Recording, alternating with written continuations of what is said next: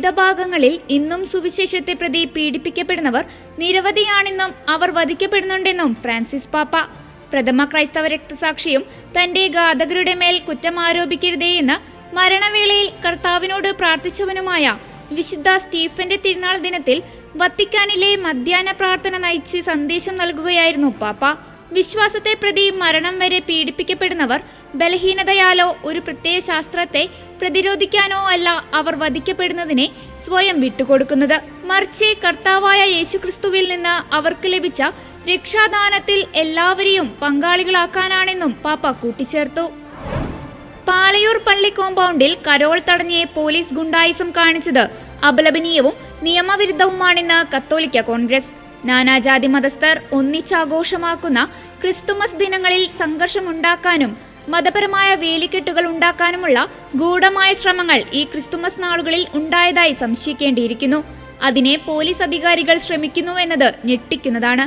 കേരള സമൂഹം ഒന്നായി കൊണ്ടാടുന്ന ആഘോഷങ്ങളെ മതപരമായ ആഘോഷമാക്കി സമൂഹത്തിൽ അകൽച്ച ഉണ്ടാക്കാനുള്ള വർഗീയ ശക്തികളുടെ തന്ത്രങ്ങളിൽ കേരളം വീണുപോകരുതെന്ന് കത്തോലിക്ക കോൺഗ്രസ് ആവശ്യപ്പെട്ടു.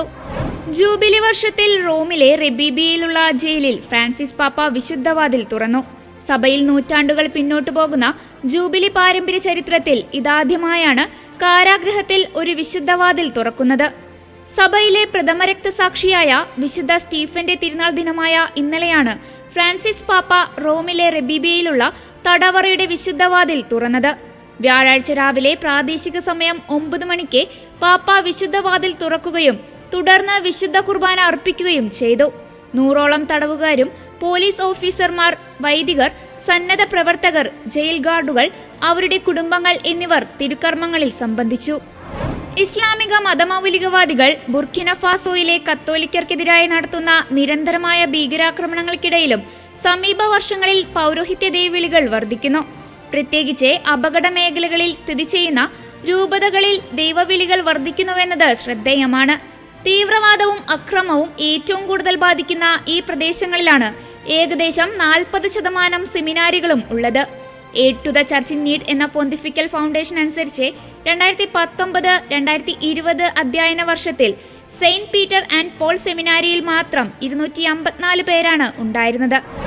ഇക്കഴിഞ്ഞ ക്രിസ്തുമസ് രാവിൽ വിശുദ്ധ കുർബാനയ്ക്ക് മുമ്പ് ഫ്രാൻസിസ് മാർപ്പാപ്പ സെന്റ് പീറ്റേഴ്സ് ബസിലിക്കയുടെ വിശുദ്ധവാതിൽ തുറന്നതോടെ 2025 ജൂബിലി വർഷം ഔദ്യോഗികമായി ഉദ്ഘാടനം ചെയ്യപ്പെട്ടു. 2016 കരുണയുടെ അസാധാരണ ജൂബിലി വർഷാചരണത്തിന് ശേഷം സീൽ ചെയ്തിരുന്ന ദേവാലയവാതിലാണ് വീണ്ടും തുറന്നിരിക്കുന്നത്.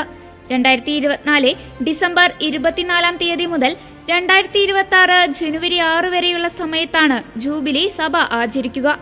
ഓരോ 25 വർഷം കൂടുമ്പോഴാണ് സാധാരണഗതിയിൽ ജൂബിലി വർഷം ആഘോഷിക്കുന്നത്.